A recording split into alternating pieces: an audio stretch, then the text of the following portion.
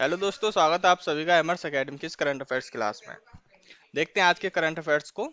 शुरू करते हैं क्लास को। पहला क्वेश्चन है हमारा, भारत और किस देश के स्थानीय मुद्राओं में व्यापार समझौता शुरू किया गया है? तो ये किया गया है तंजानिया के साथ। तंजानिया के साथ ये स्थानीय मुद्रा में व्यापार समझौता शुरू किया गया है। भारत और तंजानिया ने दोनों देशों के बीच वाणिज्य को बढ़ावा देने के लिए अपनी स्थानीय जो मुद्रा है उसमें व्यापार समझौते को शुरू कर दिया है। बात करें 2022 से 23 में भारत तंजानिया द्विपक्षीय व्यापार जो रहा था वो 6.4 बिलियन रहा था। 2022-23 में जो द्विपक्षीय व्यापार जो रहा था वो 6.4 बिलियन अमेरिकी डॉलर रहा था। भारतीय रिजर्व बैंक यानी आरबीआई ने कहा है आरबीआई आरबीआई ने कहा है कि स्थानीय मुद्रा में व्यापार निपटान की संभावना को मंजूरी दे दी है। अफ्रीका के साथ जो व्यापार था भारत का वो 98 बिलियन रहा है, 98 बिलियन अमेरिकन डॉलर। और जो निवेश था वो, अगर निवेश की बात करें, निवेश निवेश जो था वो 75 बिलियन अमेरिकन डॉलर था। बात करें तंजानिया के बारे में, और तंजानिया के बारे में बात करें, ये जो नजर आ रहा है मैप में, ये है तंजानिया। ये वाला जो एरिया है ये तंजानिया है। तंजानिया पूर्वी अफ्रीका में स्थित है। इसकी जो स्थिति है तंजानिया की, ये पूर्वी अफ्रीका में पड़ता है। और इसकी जो सीमा है वो केन्या, युगांडा और रवांडा, जाम्बिया, मालावी, मोजाम्बिक और हिंद महासागर से लगती है। इसकी जो सीमा है तंजानिया की। अब बात करें अफ्रीका की सबसे ऊंची चोटी। अफ्रीका की,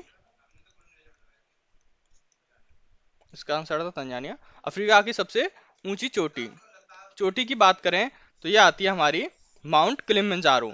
माउंट माउंट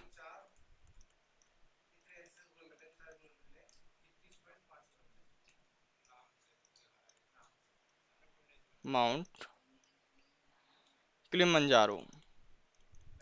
माउंट किलिमंजारो जो है ये अफ्रीका की सबसे ऊंची चोटी है जो कि तंजानिया में स्थित है। ये तंजानिया में स्थित है माउंट किलिमंजारो, जो कि अफ्रीका की सबसे ऊंची चोटी है। बात करें तंजानिया के बारे में तो तंजानिया जो है वो 1961 में, तंजानिया जो है वो 1961 में ब्रिटेन से इसे आज़ादी मिली थी। इसे ब्रिटेन से आज़ादी मिली थी तंजानिया को 1961 में। और इसकी राजधानी की बात करें, राजधानी यानी कैपिटल की बात करें, तंजानिया की जो कैपिटल है, तंजानिया की कैपिटल है डोडोमा। डोडोमा जो है ये तंजानिया की कैपिटल है यानी राजधानी है। मुद्रा की बात करें, तंजानिया की जो मुद्रा है वो है सिलिंग। जैसे भारत की रुपया है, ऐसी तंजानिया की जो मुद्रा है उसका नाम है सिलिंग। यहाँ की जनसंख्या के बारे में बात करें, तंजानिया की जो जनसंख्या है, जनसंख्या जो है वो है 6.36 करोड़। तंजानिया की ये जनसंख्या है। और यहाँ की जो भाषा है, जो भाषा बोली जाती है तंजानिया में, अगर भाषा की बात करें, यहाँ की जो भाषा है वो है अंग्रेजी और स्वाहिली। अंग्रेजी और स्वाहिली भाषा बोली जाती है तंजानिया में। तो इसका सही उत्तर था, भारत और तंजानिया ने स्थानीय मुद्रा में व्यापार समझौता शुरू किया है। इसका आंसर है तंजानिया। चलते नेक्स्ट क्वेश्चन पे। नेक्स्ट क्वेश्चन है, हाल ही में 5 बार के विश्व शतरंज चैंपियन विश्वनाथन आनंद को किसने हराया है? तो इसका सही उत्तर है मुकेश डी ने चैंपियन जो विश्वनाथन है, विश्वनाथन आनंद को हराया है मुकेश डी ने। मुकेश डी ने super United rapid and blitz tournament यानी 2023 में पूर्व विश्व चैंपियनशिप विश्वनाथन आनंद के खिलाफ अपनी पहली जीत इन्होंने दर्ज की है। इस जोड़ी ने रैपिड इवेंट यानी स्पर्धा के 8वें दौर में एक यादगार मैच खेला जिसमें गुकेश डी ने आनंद को 40 चालों की स्पर्धा से इन्हें हराया, यानी कि 40 चालों की स्पर्धा से इसमें शतरंज में इन्होंने चैंपियन विश्वनाथन आनंद को इन्होंने हराया है गुकेश डी ने। गुकेश डी ने 2019 में 12 साल की उम्र में, ओनली 12 साल की उम्र में ही इन्होंने ग्रैंड मास्टर का खिताब हासिल कर लिया था गुकेश डी ने। और ये वर्तमान में वो दुनिया के 13वें सर्वश्रेष्ठ खिलाड़ी हैं, दुनिया के 13वें सर्वश्रेष्ठ खिलाड़ी हैं गुकेश डी, जो कि शतरंज के हैं। चलते नेक्स्ट क्वेश्चन पे। नेक्स्ट क्वेश्चन है हमारा, हाल ही में जीएसटीएन के सभी राज्यों और केंद्र शासित प्रदेशों में कौन सी पहल शुरू की गई है? तो इसका सही उत्तर है जियो कोडिंग शुरू की गई है। इसका उत्तर है जियो कोडिंग। जीएसटी नेटवर्क, जीएसटी जो नेटवर्क है जीएसटीएन ने भारत के सभी राज्यों और केंद्र शासित प्रदेशों के लिए जियो कोडिंग कार्यक्षमता इन्होंने शुरू की है। जियो कोडिंग का उपयोग किसी स्थान के पते या विवरण को भौगोलिक निर्देशांक में बदलने के लिए इसका प्रयोग किया जाता है। इस कार्यक्षमता का उद्देश्य जीएसटीएन रिकॉर्ड से पते के विवरण की सटीकता सुनिश्चित करना और पता स्थान और सत्यापन प्रक्रिया को भी सुव्यवस्थित ये करता है। इसका सही उत्तर था जियो कोडिंग। चलते नेक्स्ट क्वेश्चन पे। नेक्स्ट क्वेश्चन है हमारा, हाल ही में इसरो ने पूरी तरह से किसे निजी क्षेत्र में स्थानांतरित करने की घोषणा की है? तो इसका सही उत्तर है एसएसएलवी को। एसएसएलवी को निजी क्षेत्र में स्थानांतरित करने की घोषणा इन्होंने इसरो ने की है। भारतीय अंतरिक्ष अनुसंधान संगठन यानी कि इसरो अपने लघु उपग्रह प्रक्षेपण यानी एसएसएलवी को निजी क्षेत्र स्थानांतरित करेगा, जिससे एसएसएलवी एक मिनी रॉकेट है। एसएसएलवी जो है ये एक मिनी रॉकेट है जो 500 किलोग्राम तक के वजन को, 500 केजी तक के जो वजन है उनके उपग्रहों को न्यून पृथ्वी की जो कक्षा है उसमें स्थापित ये कर सकता है। जो उपग्रह होंगे 500 किलोग्राम वजन तक के जितने भी उपग्रह हैं उनको पृथ्वी की कक्षा में स्थापित कर सकता है एसएसएलवी रॉकेट। ठीक है। एसएसएलवी ऑन डिमांड प्रक्षेपित सेवाओं की पेशकश करने हेतु नैनो और सूक्ष्म उपग्रहों को लक्षित करता है। एसएसएलवी ने अपने सफल प्रक्षेपण में 3 उपग्रहों को 450 किलोमीटर की गोलाकार कक्षाओं में इन्होंने स्थापित किया है एसएसएलवी रॉकेट ने। बात करें इसरो के बारे में, थोड़ा जान लेते हैं इसरो के बारे में। इसरो क्या है? जैसा कि आप सभी जानते हो, इसरो एक सरकारी संगठन है और अंतरिक्ष आयोग के तहत कार्य करता है। यह भारत के अंतरिक्ष कार्यक्रम और अंतरिक्ष अन्वेषण गतिविधियों के लिए ये जिम्मेदार होता है। इसरो में कम्युनिकेशन, संचार, नेविगेशन और रिमोट सेटिंग उद्देश्यों के विभिन्न उपग्रह प्रक्षेपित किए गए हैं। अगर इसकी संस्थापक की बात करें, इसके संस्थापक कौन थे? इसरो के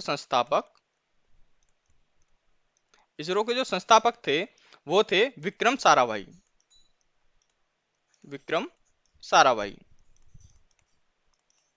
ये थे इसरो के संस्थापक। इसके मुख्यालय की बात करें, इसरो का जो मुख्यालय है ये पड़ता है बेंगलुरु में इसरो का मुख्यालय है। इसकी जो स्थापना की बात करें, इसकी जो स्थापना है वो हुई थी 15 अगस्त 1969 को इसरो की स्थापना की गई थी। इस टाइम पे प्रेजेंट में जो अध्यक्ष हैं वो हैं एस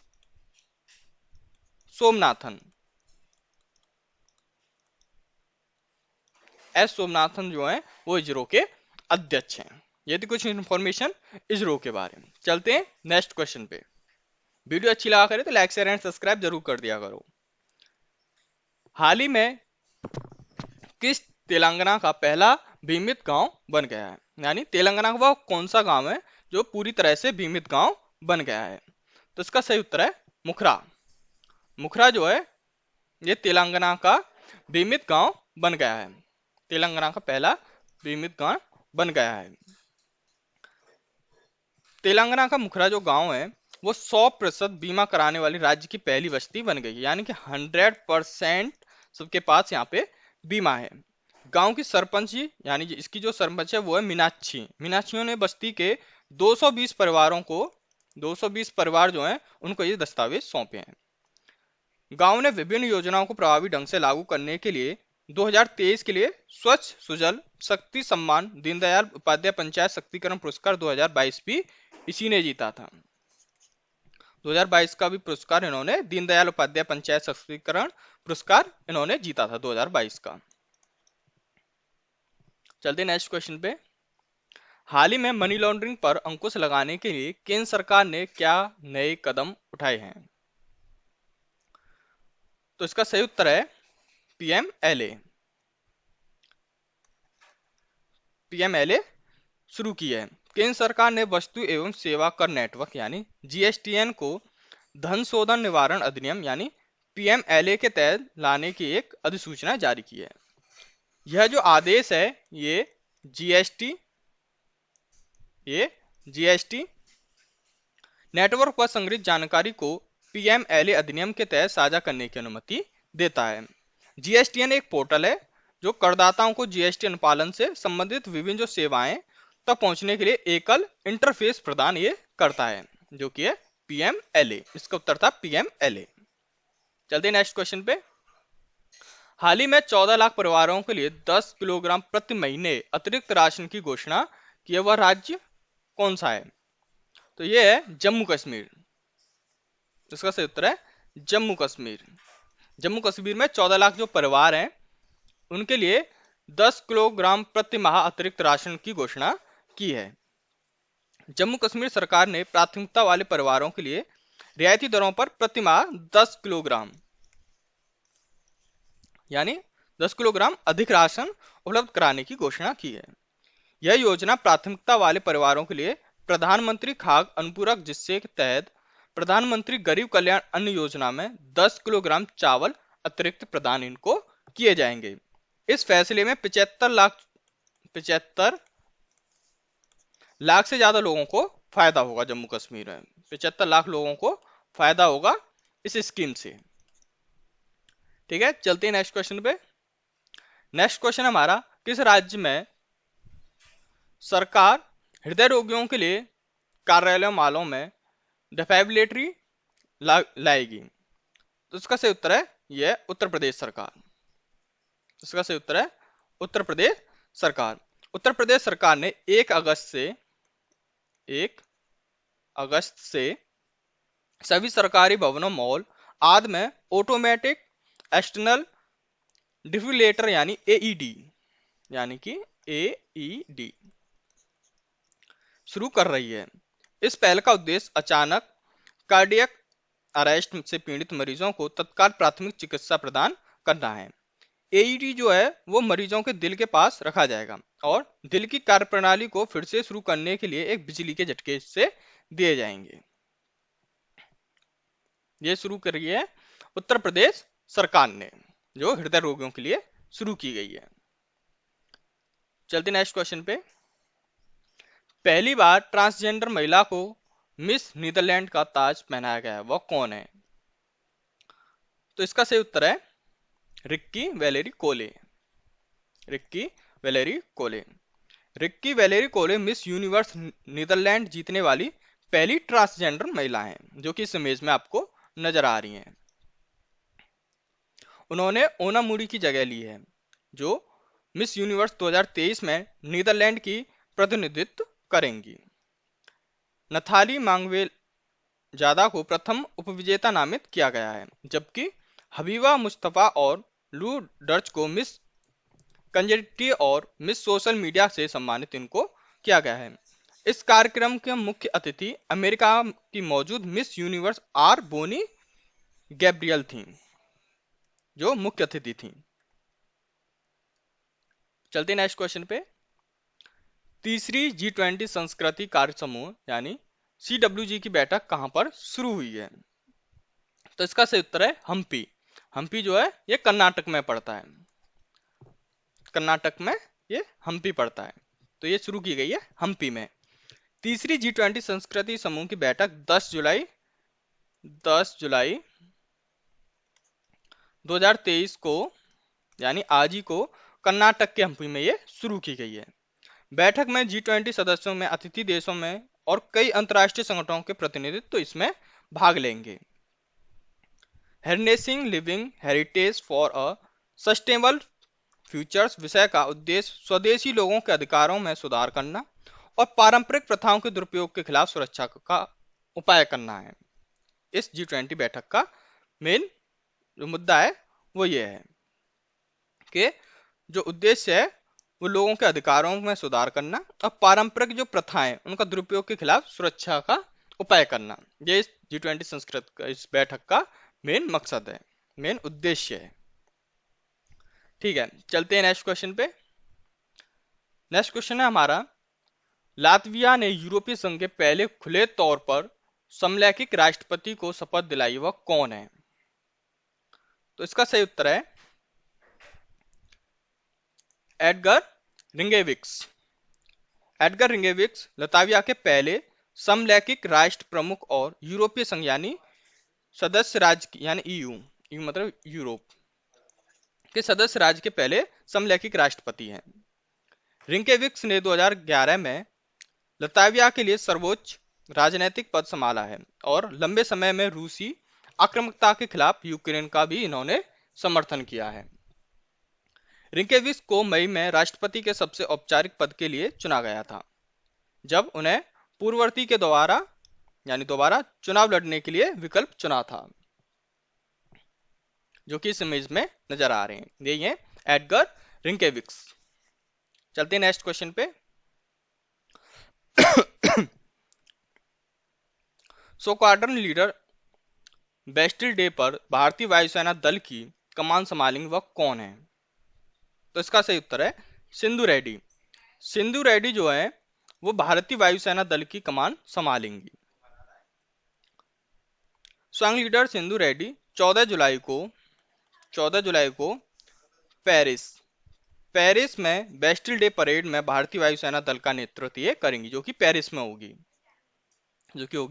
पेरिस में इसका नेतृत्व करेंगी सिंधु रेड्डी।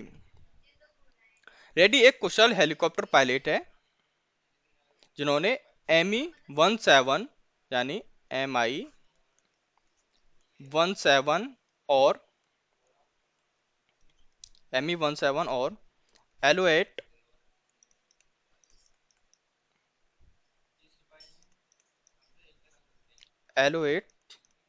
3 हेलीकॉप्टर उड़ाए हैं। परेड में हिस्सा लेने के लिए भारतीय नौसेना का मार्चिंग दस्ता भी फ्रांस पहुंच गया है। INS चेन्नई को भी 12 जुलाई से 16 जुलाई तक फ्रांस में तैनात किया जाएगा INS को। ठीक है, जानते हैं 10 जुलाई के इतिहास के बारे में। तो 10 जुलाई को 1806 में वेल्लोर में दक्षिण भारतीय सैनिक द्वारा अंग्रेजों के खिलाफ वेल्लोर विद्रोह शुरू हुआ था। यानी कि वेल्लोर विद्रोह जो शुरू हुआ था वो 10 जुलाई 1906 को शुरू किया गया था। वेल्लोर विद्रोह शुरू हुआ था। 1856 में एक इलेक्ट्रिकल इंजीनियर ने को जन्म दिया था, निकोला टेस्ला को जन्म दिया था।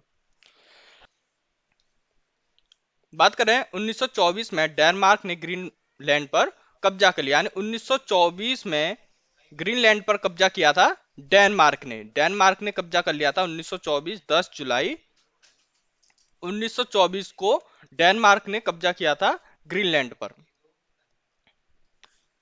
1949 में भारतीय क्रिकेट कमेंटेटर और पूर्व क्रिकेटर सुनील गावस्कर का जन्म हुआ था। नेक्स्ट क्वेश्चन, 1962 में दुनिया का पहला संचार उपग्रह टेस्टाइल अंतरिक्ष में प्रक्षेपित किया गया था। 10 जुलाई 1962 को दुनिया का पहला संचार उपग्रह यानी टेस्ट स्टार अंतरिक्ष प्रक्षेपित किया गया था। धन्यवाद। वीडियो कैसी लगी लाइक शेयर एंड सब्सक्राइब जरूर करें। धन्यवाद मेरे चैनल में जुड़े रहने के लिए।